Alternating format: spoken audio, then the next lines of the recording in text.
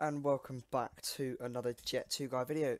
Today we are looking at my Sims monitor settings and my general kind of settings for smoothness and enjoying very good terrain, FPS balancing and all of the rest of it. It's not my add-ons, what I've installed, anything like that. It's just how, personally, I've achieved a smoothish sim. Now, there's still going to be micro stutters. There's still going to be such situations where I'm going to be below FPS. But I mean that's with nearly every system.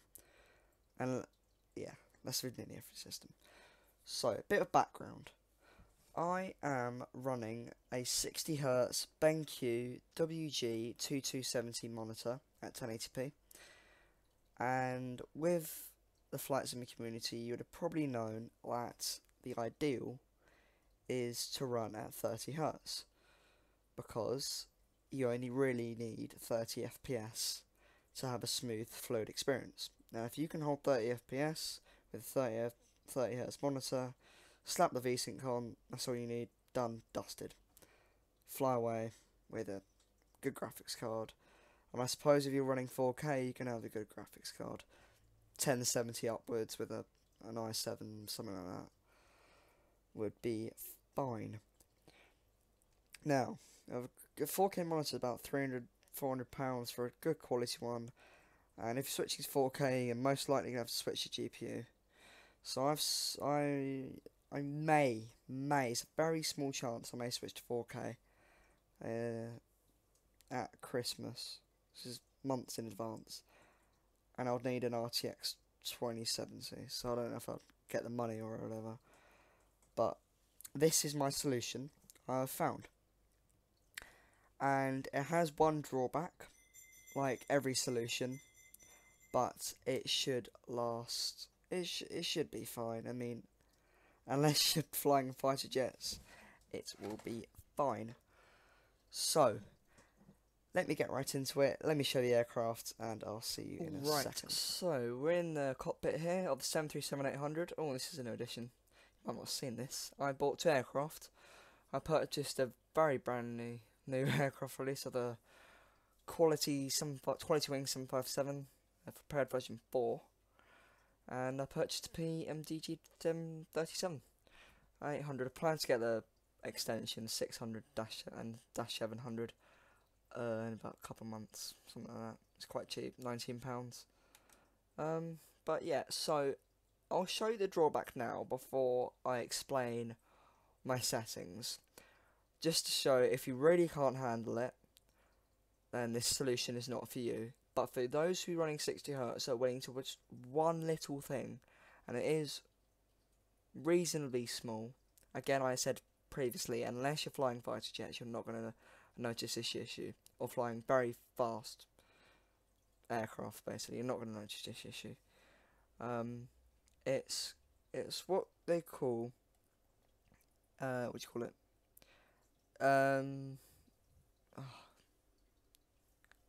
Ghosting. So sorry, I forgot that. I have to look at my notes. So you can obviously see it visibly here. When I move, you can see that the screen goes kind of fuzzy.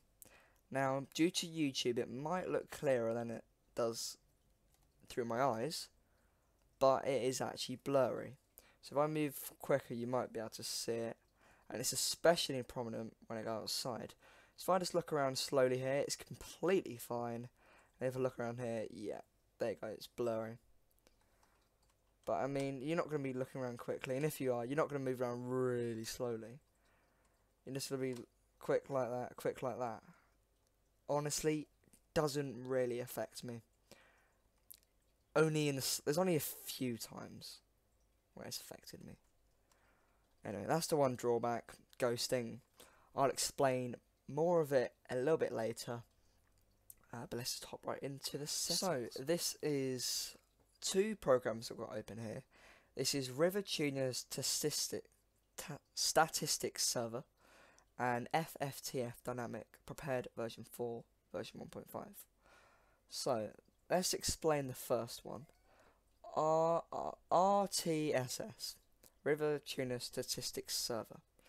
Now, what this does is it acts as an FPS limiter for P3D.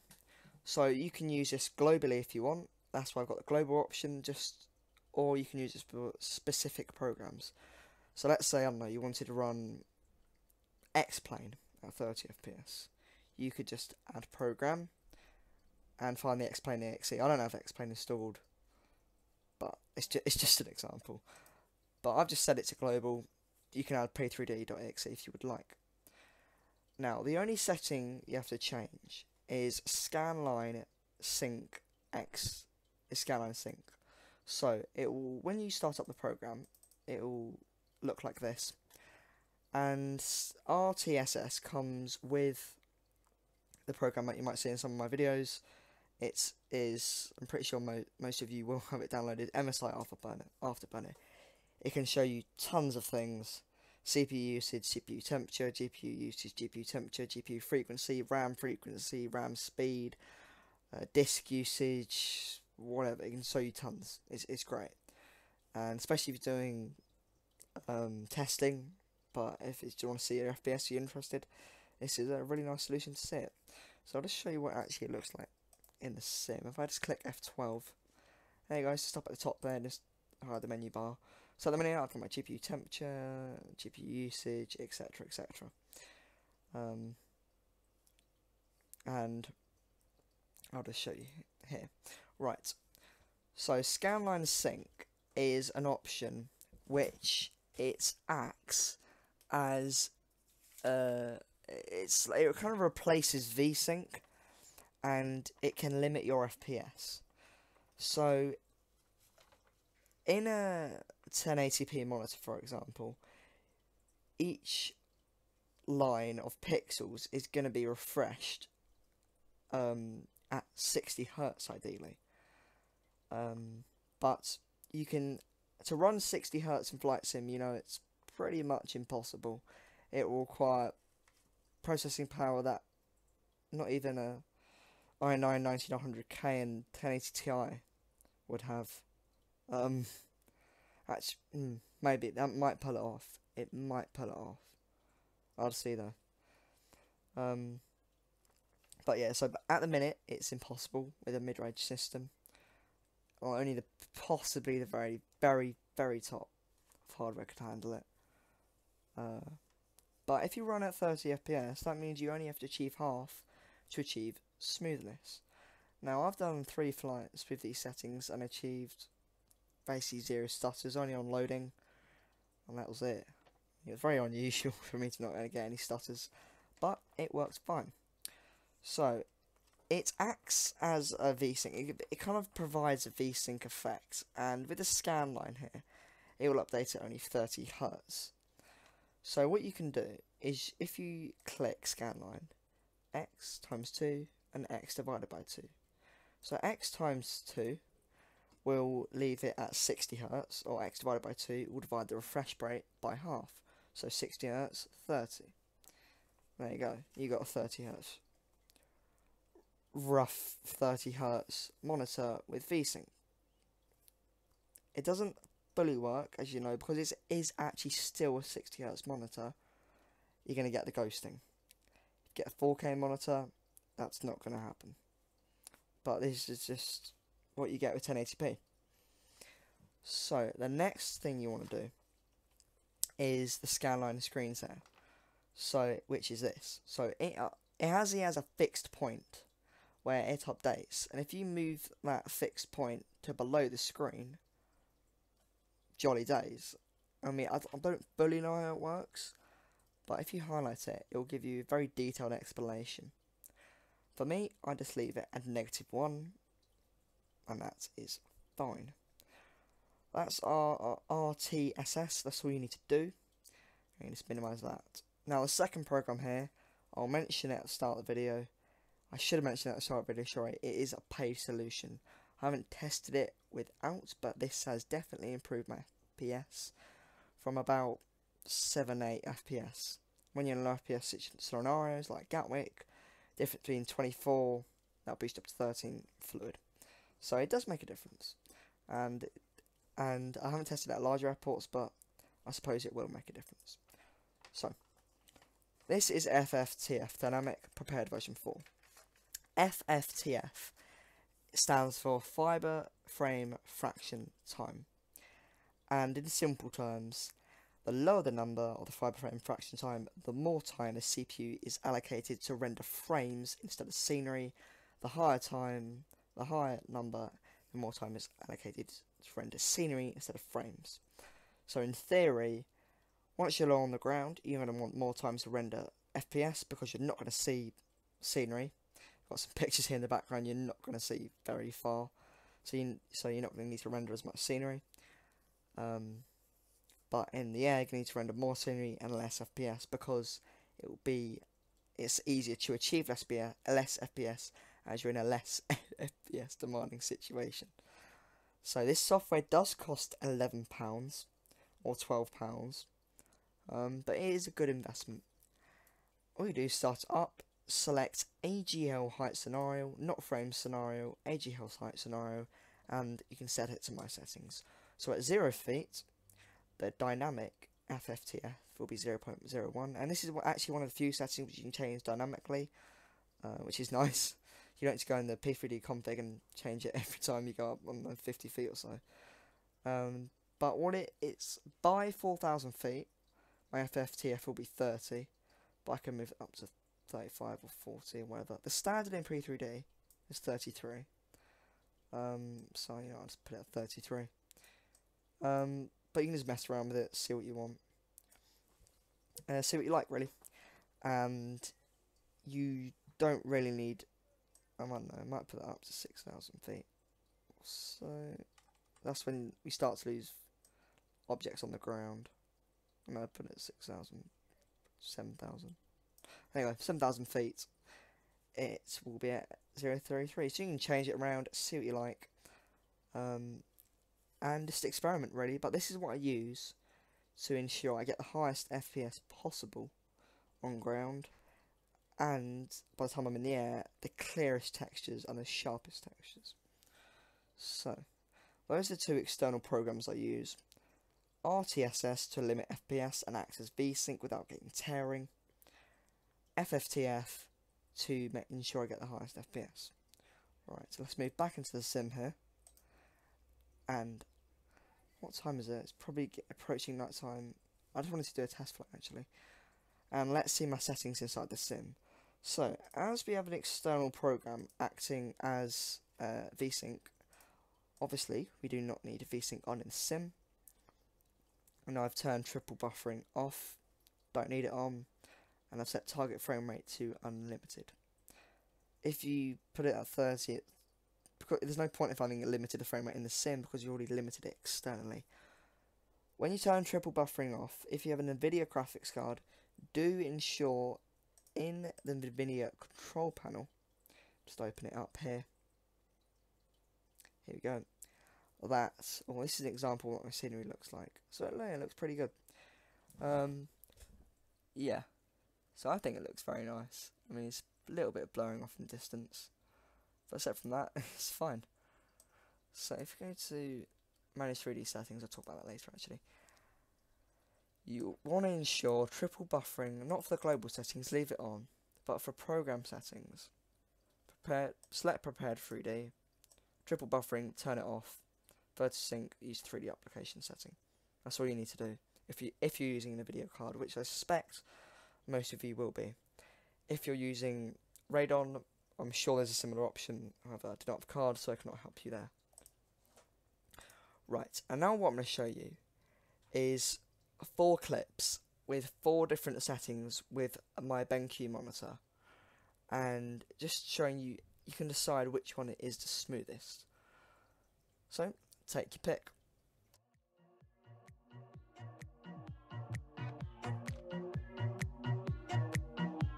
Du bist schon viel zu lange weg gewesen. Du hast vergessen, wie es ist, ausgeprägt zu leben. Punkt 12 steht der Braten auf dem Tisch. Und wenn du aufwachst, musst du dich nicht fragen, wo du bist. Du weißt genau, wo du bist.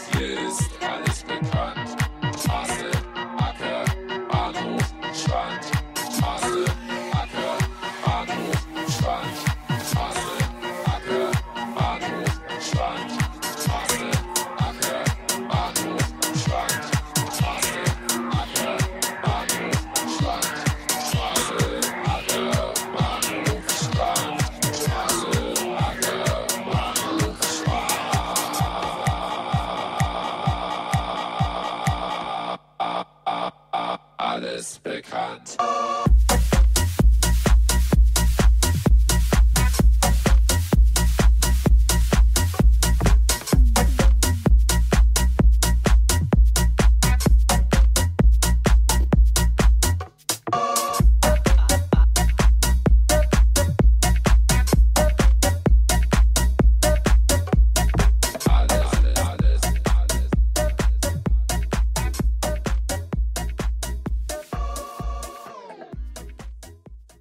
Okay, so you would have seen those clips, and you would have probably assumed that which one is it? Clip 1.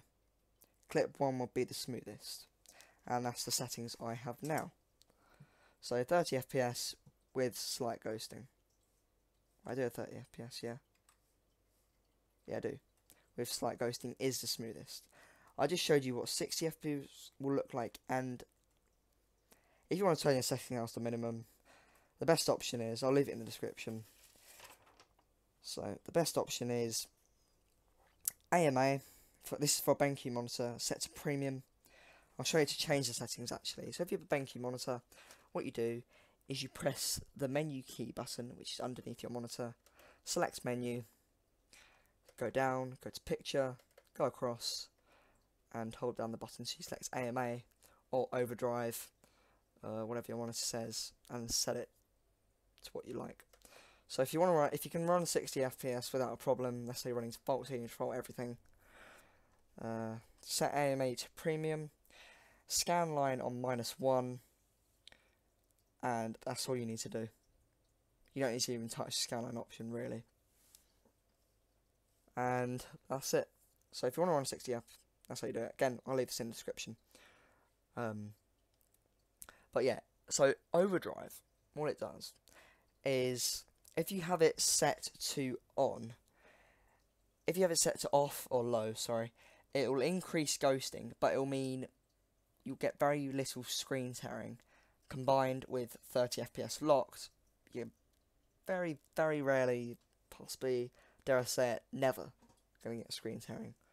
But if you have it on high or premium, you're going to get lots of screen tearing, but because what it's basically doing is it's overdriving the voltage, it's overclocking the voltage of each pixel inside the screen, so it updates faster. But what you're going to get is each pixel is going to, I think, update at different speeds, so you can get screen tearing. But what you're not going to get is you're not going to get any ghosting. But honestly, I think this setting's fine for me and for most people. Well, there's a 737 landing. So I think I've explained everything to do with my monitor settings. And I'm going to set my FPS. I've been on the ground here for a while. Set my FPS, set my flaps. Let's just do a bog standard takeoff at Lille. So if you're wondering in the scenery, it's pilots. And I'm wondering what weather I program. Oh, don't know why that was. I had my rod lock to the left, just veered off. If you're wondering what weather program I'm using Skyforce 3D. You might not be able to tell, but I've got Rex here, weather briefing, so I can tell you the weather inside the sim. And yeah, so I might do a review of Rex. A lot of people have done it already. I don't even know if there's an aircraft on final. There probably is, but this is not meant to be any kind of professional flight. Just wait for this Transylvania aircraft to exit the runway, and then I will take off and just show you what my scenery rendering looks like. This is probably not the best example because Pilot Sim provide, I think, 10 miles or something like that, 5 kilometers, I don't know, something like that, of photo scenery around the airport. But this should give you a goodish example on what it roughly looks like. While that 737 exits here, we can look at my display settings. So you can copy them all down if you want. I probably won't leave it in the description. Autogen vegetation density, extremely dense. Don't see any performance difference at all. Don't know why. These are my display settings, 2S, SAA, don't see any difference between any of the higher or lower ones. Leave it on that. Textures on 2048 by 2048. Lighting is for these settings. However, I do use a PTA present which requires these settings, or it won't look good. And there's my other settings. So I just thought I'd show you them. And yeah, so let me just make sure we are actually running. Oh no, we're not. Go. So if I just go to Rack Skyforce 3 here, partly cloudy. And it is partly cloudy. Let's make sure it's accurate. So I believe that 737 has exited. Yep. So Air Europa 2468 clears for takeoff. Runway 01. Winds calm. Just gave myself takeoff clearance. Right, here we go. This is not even doing anything to do with auto throttle.